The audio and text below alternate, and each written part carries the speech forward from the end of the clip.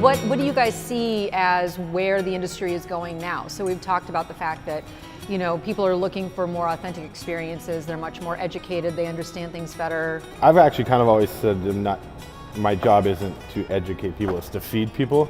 I can't teach each individual diner about something different that I'm doing.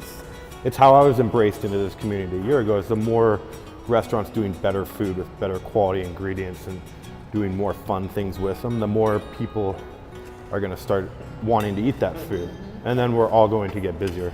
It's kind of like the farm to table movement. No one will literally ever eke that out of their mouths anymore because that's the way it's obviously supposed to be. You know, I think it's going in two directions at once and very, very rapidly.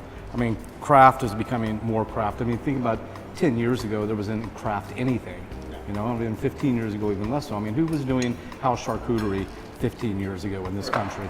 You know, and who is now? But at the same time, in the other direction, and typically it's going, in the, you know, it's becoming more corporate and more homogenous, and so it's pushing in those two directions at once and very, very rapidly, I think, on both ends. I think it's about relationships. I think the butcher shops are coming back because they're about relationships. But I think people now, you can't just have okay service and okay food, or even good food, or above average food and above average service.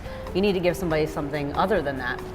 And I think the mom and pops or our small local restaurants are giving people, you know, a face, a conversation, a relationship that brings them back.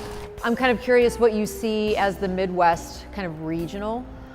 Do you see collaboration between chefs in other cities?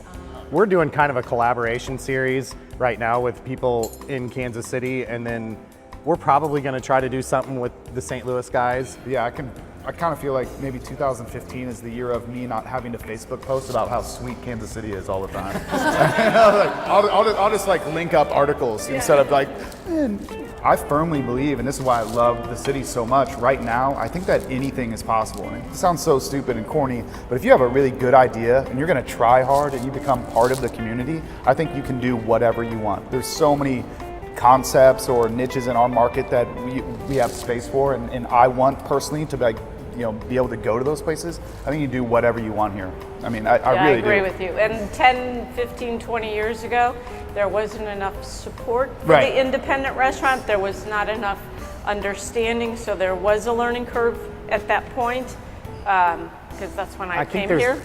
Go ahead. I think there's a really dangerous thing involved in that too, because there are a lot of restaurants in this town that are very similar with different people. And that's I think, and that's one thing very we need more dangerous. of is more diversity, more ethnic type of places, and good ethnic. good ethnic.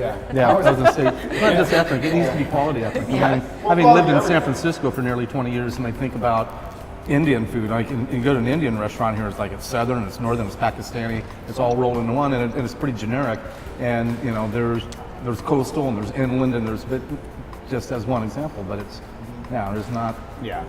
It's like we have Mexican and hipster Mexican. Right. We need more. I'm sorry. By the way, when we were talking about Mexicans, when I grew up with tacos, the cheese was powdered cracked cheese. That's what a taco was. Are you serious? Seriously, yeah. When I was growing up, when I was growing up here, there was the taco meat, and then the sauce was always a local brand that's still made. It's called Spanish Gardens, and the cheese was powdered Kraft Parmesan. That was the cheese on your taco. And you shake it out of the Yeah, the green bottle. That was you go out to a restaurant or you had it at home. That's what you had. That's what was. Well, I want to thank you guys. Thank you for spending an hour with me chatting.